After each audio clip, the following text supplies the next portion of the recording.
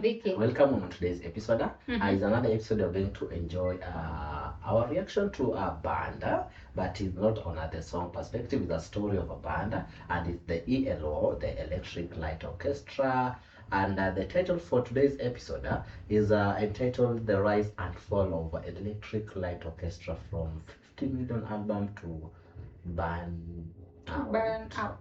Okay, but up to that point, I think we understand it. Burnout and isolation.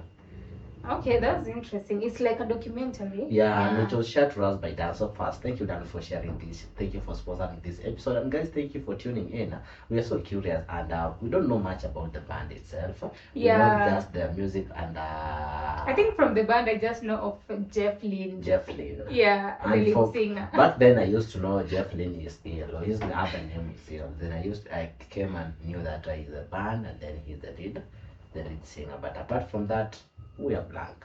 So let's find out much about them. Yeah. Stay tuned. This is really I think it's more of something educative as usual. So in case you have a request as well, maybe you like us to suggest something to us, be it a documentary, a song, a movie, a comedy, anything that you want us to watch with you, feel free to share with us. So how you can go about it is you go to our Buy Me Coffee and then share your suggestions there, and then we'll be watching with you. The link to our Buy Me Coffee is on the description below. We also have the Patreon community link whereby we post all the movies, and also we post other blocked videos that can be posted on YouTube. So feel free to join our Patreon as well, which is our second family, using the link on the description.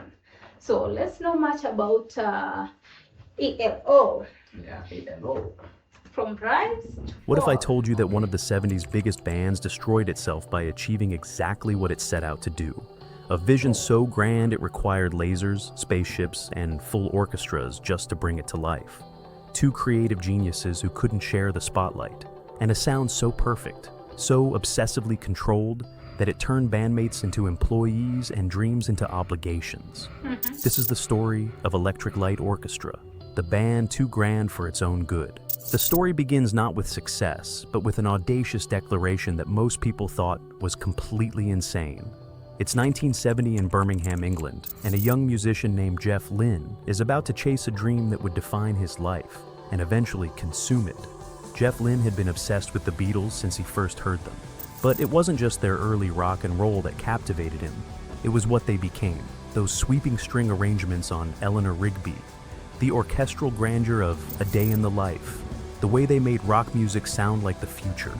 And when the Beatles broke up in 1970, Lynn saw an opportunity. Someone needed to pick up where they left off. Someone needed to fuse rock and roll with classical orchestration in a way that had never been done before. That someone was going to be him. Before we continue, don't forget to like and subscribe to the channel. Lynn joined forces with Roy Wood, the visionary behind a psychedelic pop group called The Move. Wood had been dreaming of this orchestral rock concept since 1968, and together are those tattoos? Yeah. They're with drummer And I just learned something like I think now, is it right to say the band started with Lynn? Joined by Wood, because yes, and Wood came from the band The Move. Yes. Yeah. They formed the foundation of what would become the Electric Light Orchestra. The concept was simple to describe. I think I've not heard the rest of them. Let me just... There are three. Yeah. Of this orchestral rock concept since 1968, and together with drummer Bev Bavin, they formed the foundation of what would become the Electric Light Orchestra. The concept was simple to describe, but nearly impossible to execute. Take the raw power of rock and roll and marry it to the sophisticated beauty of classical music. Cellos, violins, and string basses alongside electric guitars and drums. On July 12, 1970, the dream became real.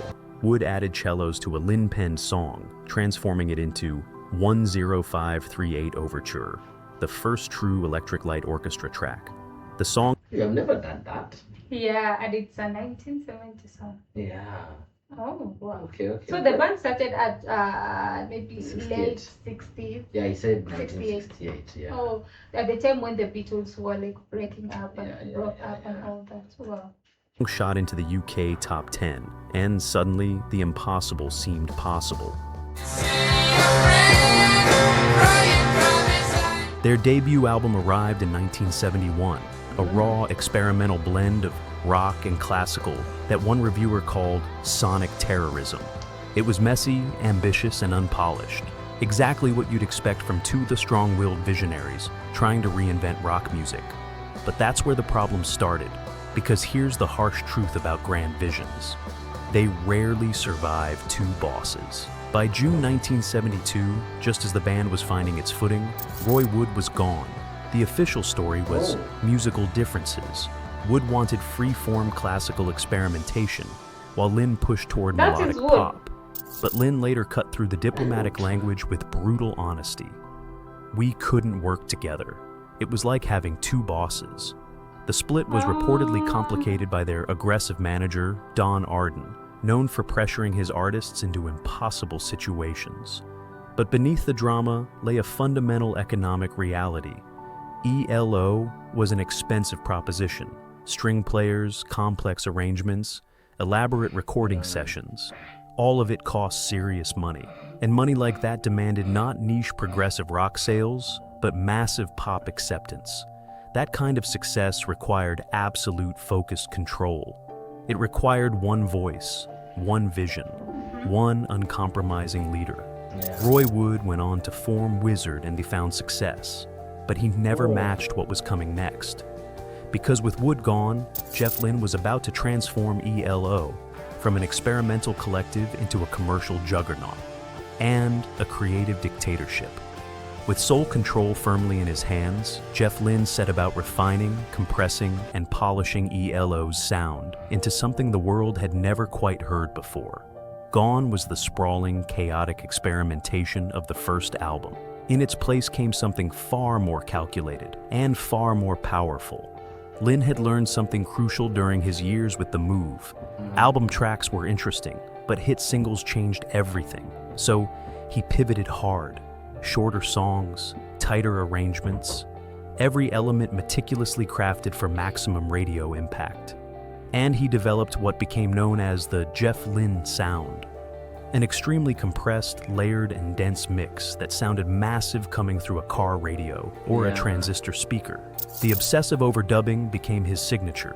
He would layer track upon track, burying the bass, syncing acoustic guitar strums to the snare drum, creating a wall of sound so thick and rich it was instantly recognizable. In an era of limited broadcast fidelity, this sonic density gave ELO an unmistakable presence. You knew an ELO song within the first 3 seconds. By 1974, with the release of El Dorado, the classic ELO lineup had stabilized. Bassist Kelly Grocott joined, completing the core group that would define the band's golden era. Okay, So it's Jefflynne, Hug, McDowell, and then Kaminsky, Kelly, Cat. These are the names have been girl, someone. So it's a band of like 7. Yeah, and our narrator also added something important that even the stage, like the stage itself from the ELO performances, you could notice that it's something they have spent a lot of money on. Of course, like a band that it's like 7 members, I think that's a lot. Even when you are putting in terms of investments, how you earn from it, like getting share, like dividing among the 7 of you. If you get maybe a tour somewhere, then get paid and all that, like. And all the Wembley performances you have done of the ELO, you will see a lot of cellos. It's always like a packed stage, like full of like maybe 10 to like 15 even people. That's good. And then the hits started coming. Evil Woman in 1975 became their international breakthrough, hitting number 10 in both the US and UK. Then came A New World Record in 1976, an album that spent an astonishing 100 weeks on the UK charts. Songs like Livin' Thing and Telephone Line weren't just hits, they were sonic monuments, each one a masterclass in melodic perfection and production wizardry. By the way, I remember Telephone line, we did it. Yeah. Even Evil Woman. Yeah. Something. But I think those are the songs I can remember. Yeah. More so telephone. Yeah, the telephone line, we did it recently. Yeah. That's why you can't remember. But here's where the story gets revealing. During the recording of Telephone Line at Musicland Studios in Munich, the band needed the sound of a telephone ringing. Drummer Bev Bevan later recalled that they immediately recorded an American telephone. When asked why not use a British phone, Bevan admitted the market focus was so absolute that it never even occurred to us to use a British phone sound. Think about that for a moment. Every element, down to the incidental sound effects, was calculated to ensure instant relatability for the American audience. This wasn't art for art's sake. This was precision engineering designed for maximum commercial penetration. The American market became paramount, and ELO conquered it with almost military efficiency. Critics praised how Lynne fused emotionally strained vocals with unearthly strings, creating what one reviewer called space epics that somehow felt both nostalgically 1950s and futuristically cutting edge. But there was a cost. Lynne's absolute control and obsessive overdubbing, while generating massive sales, inevitably minimized the creative input of his bandmates. The touring members, including the talented orchestral musicians, were essentially relegated to session player status. They were on the album covers, they played the concerts, but in the studio, where the magic really happened, they were following orders, not collaborating. The success was undeniable. But the band was slowly transforming from a collective into a vehicle for one man's increasingly isolated vision. And then came the moment when ELO's grandeur reached its absolute zenith, a moment so spectacular, so impossibly ambitious, that it would become both their greatest triumph and the beginning of their unraveling. It's 1977, and Jefflynne is holed up in a Swiss chalet, trying to write the follow-up to a new world record. But nothing's coming. The weather is dark and misty, locking him inside for 2 straight weeks without a single usable idea. The pressure is mounting. The label wants another masterpiece. The fans expect magic. And Lynne is staring at blank pages. Then, finally... So, Jefflynne was the only songwriter in the band? Okay. He used to do everything. That was what I'm understanding from the narrator. Yeah. Like, he was a It was like his own, like... he was the leader. He was the leader and doing things on his own. Because I'm seeing like it's just in songwriting is there and all that. I'm just hearing his name mentioned. And he was also the lead singer. Yeah. But before Wood left, I think Wood also could write songs. Yeah. By the way, Roy Wood could write. The sun breaks through. And in that moment of light, something unlocks. 14 songs pour out of him in rapid succession, including the track that would become ELO's signature, Mr. Blue Sky. Released as part of the double album Out of the Blue in October 1977, it was the culmination of everything Lynne had been building toward, pure melodic perfection, wrapped in orchestral grandeur. A song so joyful and intricate, it seemed to defy gravity. Mr. Blue Sky peaked at number 6 in the UK and became one of the most beloved songs of the era. Decades later, it would be rediscovered by new generations through films and television, proving that Lynne's vision truly was timeless. But if the album was grand, the tour that followed was something else entirely. Picture this: a 9-month, 92-date world tour that became the highest-grossing live concert tour in history up to that point. But ELO didn't just play venues. They arrived inside a colossal spaceship, a stage set that paid homage to Close Encounters of the Third Kind, and cost a fortune to transport and assemble. The production was staggering, 2 portable power units generating 525,000 watts of light, fog machines and lasers that were 4 times brighter than the average rock show. The heat generated by all the power was so intense it made performing physically grueling. Musicians dripped with sweat under the relentless assault of lights and lasers while trying to recreate Lynne's impossibly dense studio sound. The spectacle was so impressive that Bob Dylan, performing in London at the time, came backstage at Wembley Stadium just to see the production and meet Jefflynne for the first time. That's how significant it was. One of rock's greatest legends making... Wembley is the performance that we've been doing recently. Yeah, Wembley. Even the song we did, Telephone Line, it was a Yeah. performance in Wembley Stadium, yeah. A pilgrimage to witness what ELO had built. But here's the tragic irony. The very grandeur that made ELO spectacular was starting to work against them.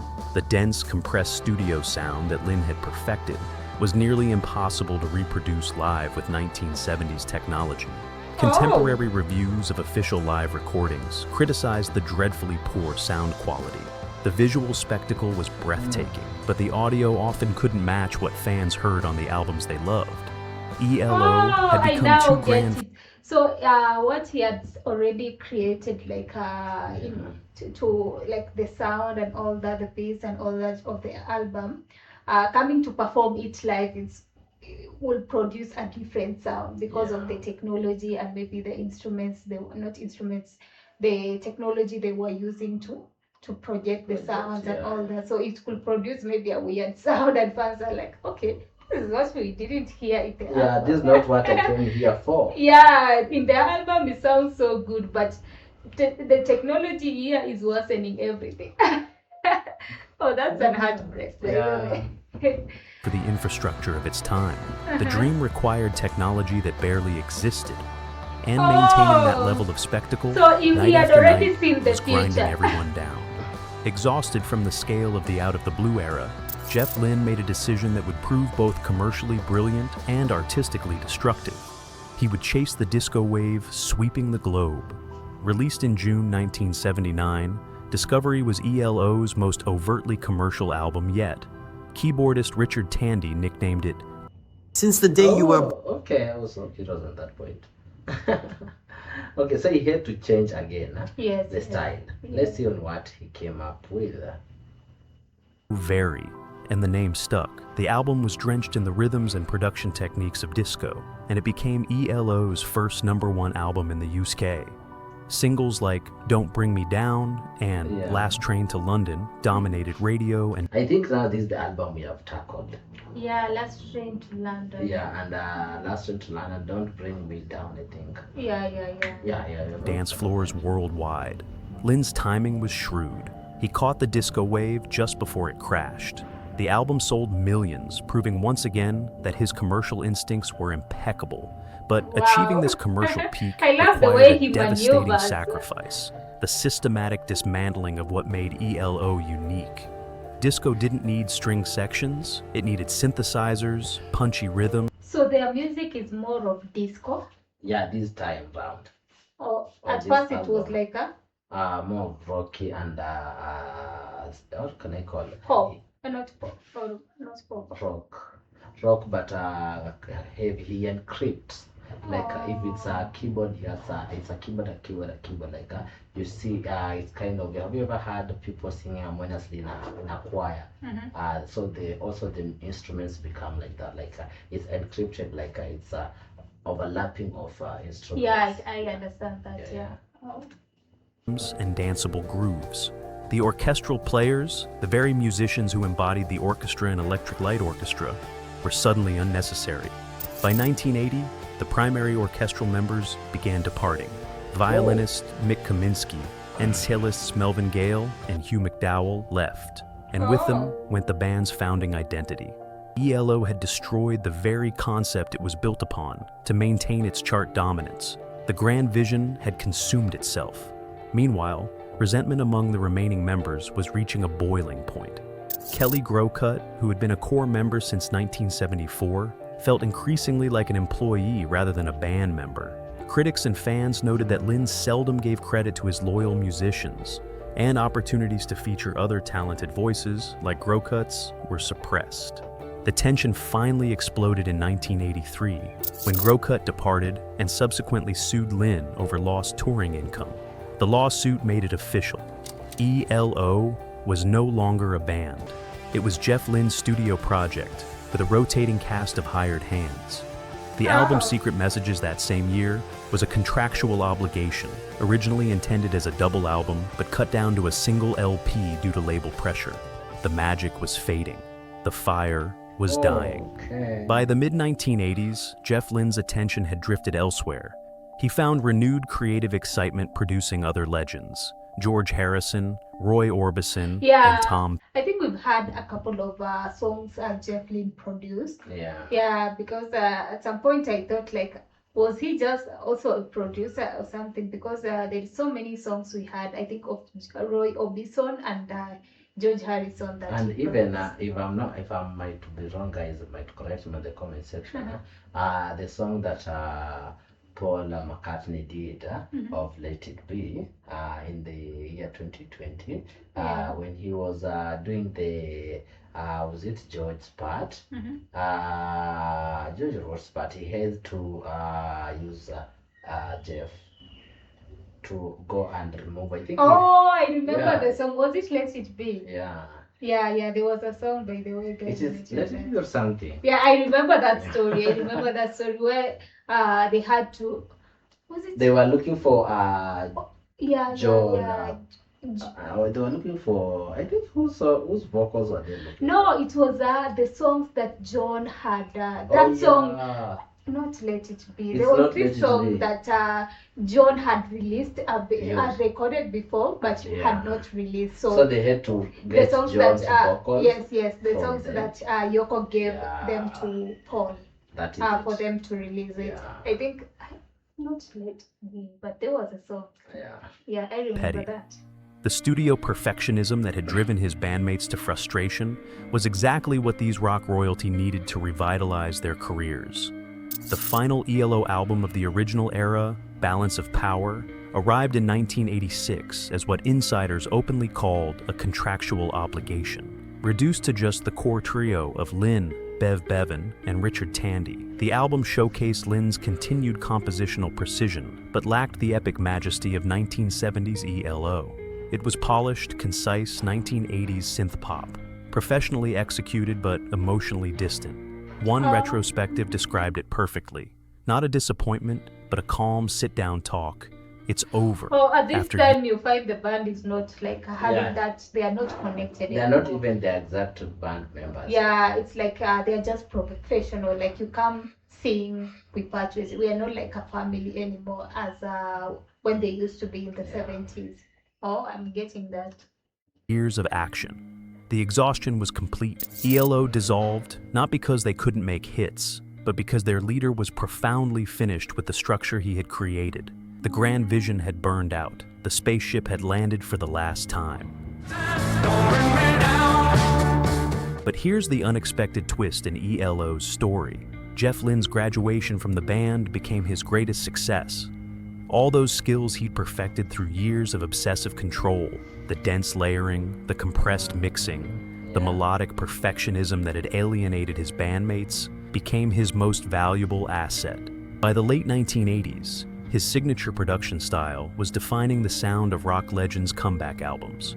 In 1988, Lynn co-founded the Traveling Wilburys alongside George Harrison, Tom Petty, Bob Dylan, and Roy Orbison. He wrote, sang, and produced the entire project, and the debut album became a worldwide phenomenon. His layered harmonies and polished structures revitalized Harrison's Cloud 9 and Petty's Full Moon Fever.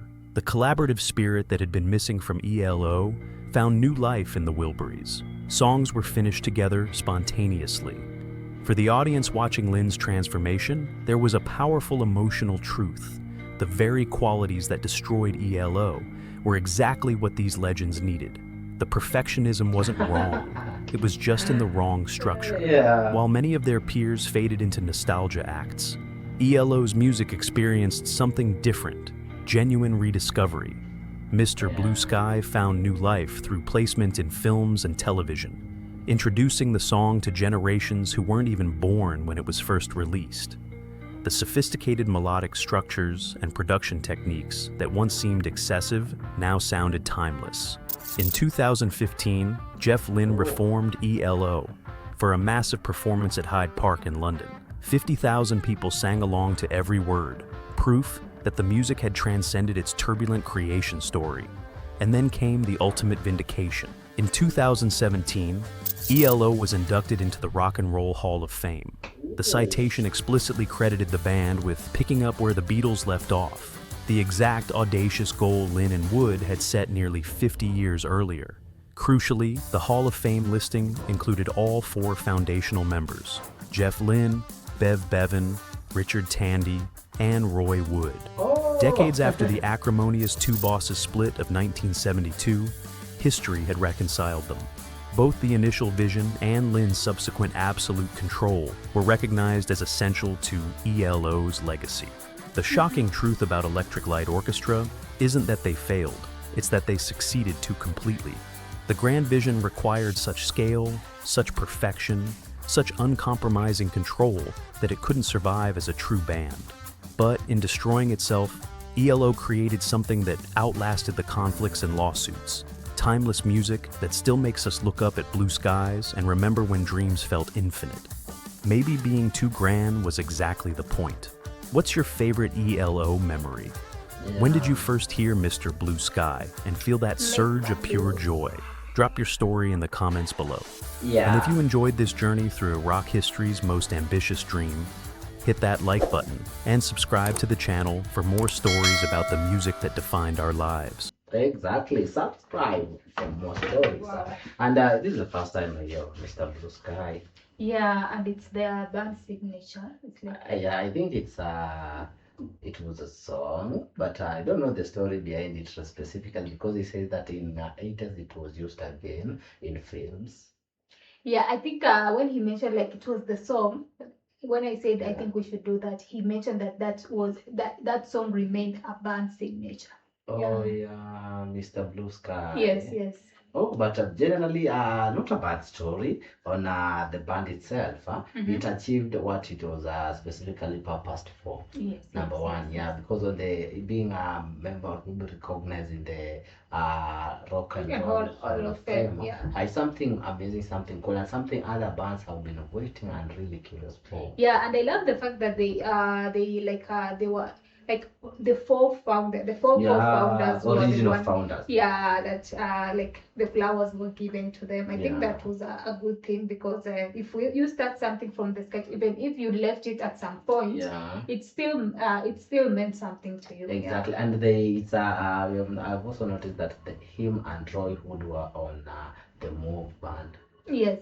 Before they left. So they started together. Then they left the Move, started ELO. Then Roy moved to start the Wizard. Oh yeah. And then I've been questioning myself, like the Wilburys came through. Then there is a time it was just Jefflynne and ELO. You see other titles we have been doing. There's Jefflynne and ELO. And I think that was the time, maybe in the 80s. In the 80s. When the band was like kind of distant and all that. So Jefflynne was taking like it was like him taking all the load and all that. Yeah, but I think he also had some lesson learned from other failed bands. And I think what the band suffered, or what other band members suffered, in what the business, in business they call privatization. Privatization is where maybe a public property is being privatized, like being owned by now one sole proprietorship, like by one owner. And sometimes there are advantage of privatization and disadvantage of privatization. Like for example, if it didn't happen for Jefflynne to take that band's credit, like he's the owner, it could be have died. Yeah, because like I feel like it's so hard to control, like to manage a band of many people, compared to if you're like 3, 4. I think that's manageable. But if you're like 6, 7, 8, like you are a lot, and if everyone wants to roll, it will be really difficult, because one is coming up with this idea, the next one idea, like you will find it hard to, it will be more of chaos compared to this like a smaller circle whereby you're like 3 or 4, you can just talk something and be able to roll each other. But if you're like a group, and most of them were most of them were not like the core. They were like branches of something. Like they're just small branches. They play the cello, like, and a lot of them were like small branches. So getting to move together, minor roles. Getting to move together for the greater achievements of the band is so hard. And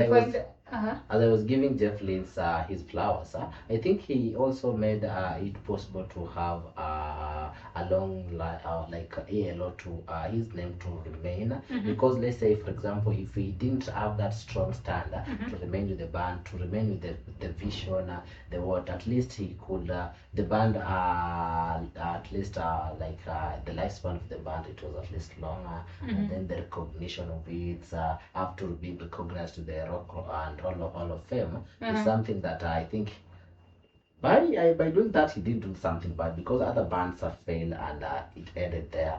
For him, at least he made it possible to keep going. And also getting to, he was the one like creating like most of the songs, writing and all that, like, you know, it's like he was the one pushing all the band, because creating songs, writing songs, trying to create a technology for like, this is how disco for the, this is how you all songs should be, creating trend, creating like flow, how the songs should be created, how the instruments maybe should be played and all that. Like, that's really like that's like, it's like you're taking the whole load for yourself. Exactly. And what I can say for those band members who left for their personal reasons, after he joined the Wilburys, you saw he was appreciated now with the big names, big brands. That's Roy. You see those other big artists. So many solo artists who stand for themselves. Exactly. And for now, they are ready even to join those to join someone who has been maybe thrown stones at. Like he's a dictator, he's running his own band, he's dictating everything. But there are those who are seeing the vision that he has, like he's something that we loving what they have been saying. Exactly. And also being a producer, like he really did so many things. He's a package, you see. He's a price. He's a price. But otherwise, you can share more about what do you think about this? Maybe where we've gone wrong. You can correct us. What we have not shared, you can also add it. We will appreciate it. Thank you, Dan, for this, guys. Thank you for watching. See you on our next one. Bye bye.